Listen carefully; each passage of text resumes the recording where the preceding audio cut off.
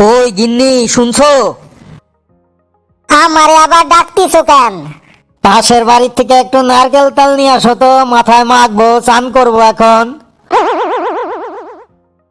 খবরের কাগজ গুলো তো এখন অ্যাডভার্টাইজেই ভর্তি, খবর তো দেখি না, খালি অ্যাডভার্টাইজ আর অ্যাডভার্টাইজ। কয় আনলা নারকেল তেল? পাশের বাড়ির বৌদিরা কি কিপটা বটে, একটু নারকেল তেল চাইলাম তাও দিল না। কি আর করবা, না দিলে ওই আলমারি থেকে আমাগো নারকেল তেলটাই বার করো, ওইটাই মাখি, মেখে স্নানে যাই। মা মা, বাবা বাবা, তাড়াতাড়ি আসো, দেখো পাশের রুমে দাদু কেমন কথা আছে। বাবার আমার কি হলো, চলো তো যাই দেখি। ও বাবা রে, ভালো লাগতেছে না রে, পেটটা কেমন গুড় গুড় গুড় গুড় করতেছে রে। ও, তোমার আবার কি হইলো বাবা? আর বলিস না রে, পেটটা কেমন গুড় গুড় গুড় গুড় করতেছে রে, ভালো লাগতেছে না রে। তাহলে যাও পায়খানায় যাও, পায়খানাটা করলেই ঠিক হয়ে যাবে। না রে, পায়খানায় গেলেই তো আবার সেই জল খরচ হবে, আবার পায়খানার কুয়াটাও বইরে যাবে। আমি ঠিক চাইতে চুইতে রাখতে দেবো, কালকে সকাল বেলায় একেবারেই পায়খানা করব। তোরা যে তিনজন এইখানে এসেছিস, ফ্যান লাইট অফ করে দিয়ে এসেছিস তো ওই ঘরের? না দাদু, ফ্যান লাইট অফ করা হয় নাই, তোমার শরীর খারাপ দেখতে সবাই ছুটে আসলাম। যা তাড়াতাড়ি ফ্যান লাইট অফ করে দিয়ে আয়। উরে বাবা রে, কি গুড় গুড় করতে আছে রে। যাই দাদু। কি ব্যাপার বাবা, আপনি লুঙ্গি পরেন নাই? আপনার লুঙ্গি ওই আলমারির উপরে কেন?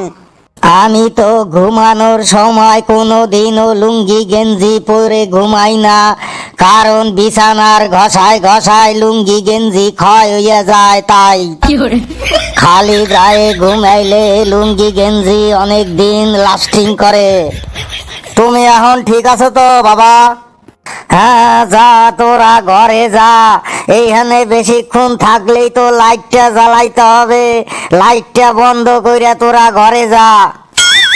গিন্নি শুনছো, পেপারে একটা সুন্দর খবর দিছে, ছেলের বাবা বিয়ের জন্য মেয়ের বাবার কাছে পৌঁছেছে, মেয়ে তাই ছেলের বাবার মুখে থুতু ছিটাই দিছে। বা সুন্দর খবর তো গিন্নি, দেখে যাও। আমার বিয়ের দেনা পাওনার সময়ও তো আমি থুতু ছিটাইতে চাইছিলাম, কিন্তু বাড়ির সবাই মানা করলো, তাই আমি আর ছিটাতে পারি নাই। কলিং বেলটা বাজতে আছে, আবার অসময়ে কে আসলো? দিদি, দরজাটা খোল রে। ওই দিদি। ওই যে তোমার গুণধর ভাই এসেছে, তাড়াতাড়ি খাবার দাবার গুলো সব আলমারিতে ঢুকিয়ে দাও। আমি দরজা খুললে তো চুপচাপ থাকো, কিছুক্ষণ কলিং বেল টিপটা টিপটা দেখবে, আর দরজা কেউ খুলে না, এমনিও বাড়ি চলে যাবে। এই দিদি, দরজাটা খুল দে। আরে জামাই বাবু, ও জামাই বাবু, দরজাটা খুলুন গো। যতই চিল্লাস, দরজা আমি খুলবো না। ওই দিদি, দরজাটা খোল দে, আমি বাড়ি থেকে খেয়েই এসেছি। ওরে দুষ্টু, আগে বলবি তো, এতক্ষণ শুধু শুধু বাইরে গরমের মধ্যে দাঁড়িয়ে আছিস। আয় আয়, ঘরে আয়। জামাই বাবু কেমন আছো? এতক্ষণ তো ভালোই ছিলাম, এখন যেন কেমন শরীরটা একটু খারাপ খারাপ লাগতে আছে। ভাগ্নে কোথায় গেল, ওকে তো দেখছি না। কেমন আছো মামা? ভালোই আছি। এই আমি যখনই তোদের বাড়িতে আসি তখনই দেখি তোর মাথা নেড়া, কি ব্যাপার বলতো? দাদু কইছে মাথা নেড়া হইয়া থাকলে চুল কাটার খরচাটা বাঁচতে যাবে। চল ভাগ্নে, আমি মোটর সাইকেল নিয়ে এসেছি, মোটর সাইকেল কিনেছি নতুন, তোকে আমি ঘুরিয়ে নিয়ে আসবো, চল। না মামা, আমি মোটর সাইকেলে চাপবো না। কেন রে, মোটর সাইকেলে চাপবি না কেন? দাদু কইছে বিনা কারণে কারো মোটর সাইকেলে চাপবি না, তাইলে তোর প্যান্টটা ওই মোটর সাইকেলের সিটে ঘষায় ঘষায় তোর প্যান্টটা ক্ষয় হয়ে যাবে। বাবা রে, তোর দাদুও বটে। চল চল ভেতর ঘর চল, তোর জন্য লজেন্স এনেছি, তোকে দেবো।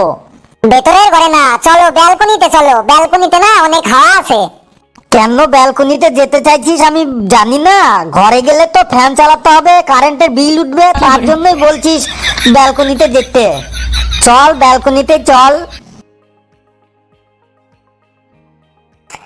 শুনছো, ভাইয়ের যা মতি গতি দেখলাম, ও মনে হয় আজকে এখানে থাকবে।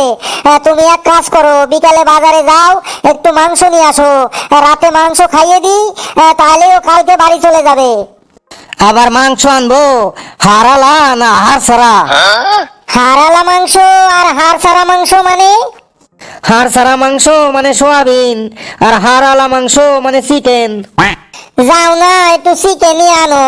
কতদিন ধরে তো আমরা সোয়াবিন দিয়েই চালাইতাছি।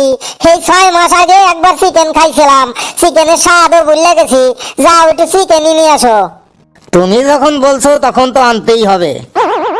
যাই, বাজারে যাই। আর শোনো, একটা পাকা কলা নিয়ে এসো।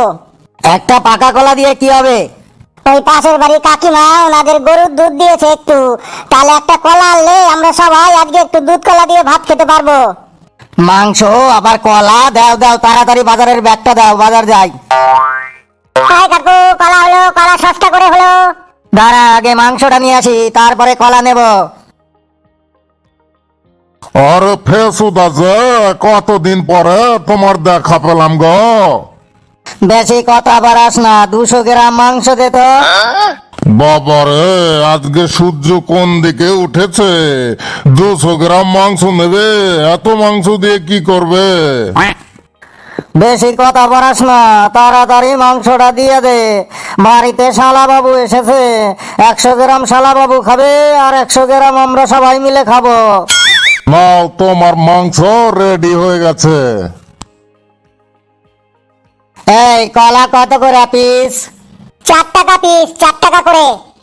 এইটুকু এইটুকু কলা তাও 4 টাকা করে পিস, 2 টাকা করে লাগাতো। বলেন কি, কলার খোসাটার দামই তো 2 টাকা। আচ্ছা, তোর কথা অনুযায়ী কলার খোসাটার দাম 2 টাকা, আর ভেতরে কলাটার দাম 2 টাকা। তুই এক কাজ কর, এই নে 2 টাকা নে। তুই কলার খোসাটা তুই রেখে দে, আর ভেতরের কলাটা আমাকে দিয়ে দে। কি কাস্টমার রে মারি? যান, কলা আমার বিক্রি নাই, অন্য দোকানে যান। তাই যাই। গিন্নি, শুনছো নাকি? একটা খুশির খবর আছে। কি খুশির খবর গো?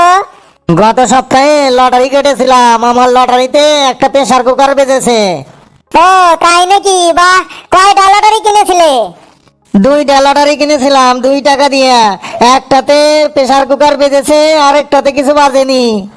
বলে হারি তোমার বুদ্ধি শুদ্ধি, 2 টাকা দিয়ে 2টো লটারি কিনতে গেলে কেন?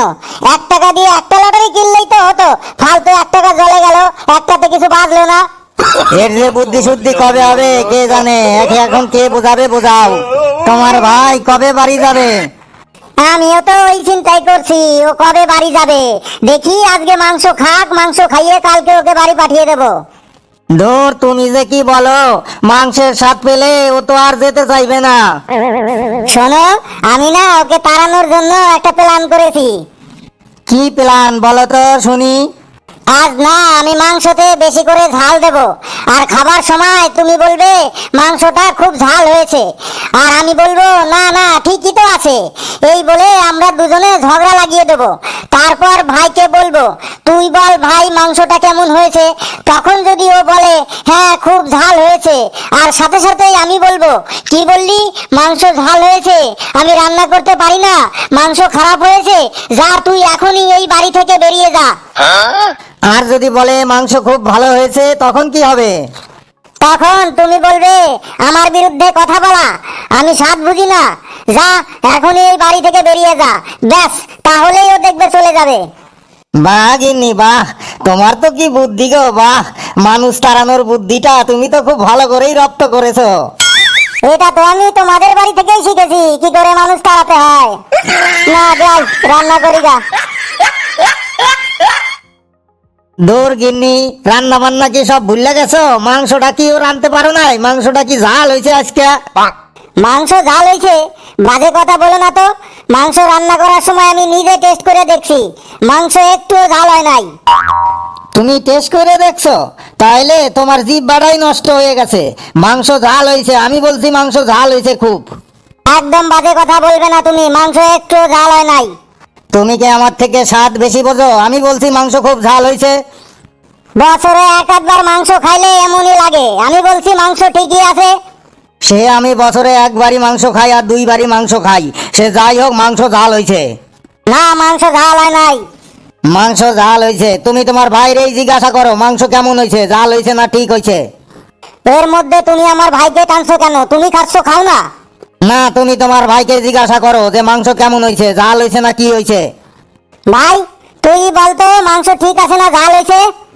মাংস যেমনই হোক না কেন, ঝাল হোক আর মিষ্টি হোক, যেমনই হোক না কেন, আমি কিন্তু এখনো 5 দিন থাকবো এখানে। হ্যাঁ বন্ধুরা, সে মাংস যেমনই হোক, ঝাল হোক বা মিষ্টি হোক, তাতে কোনো যায় আসে না।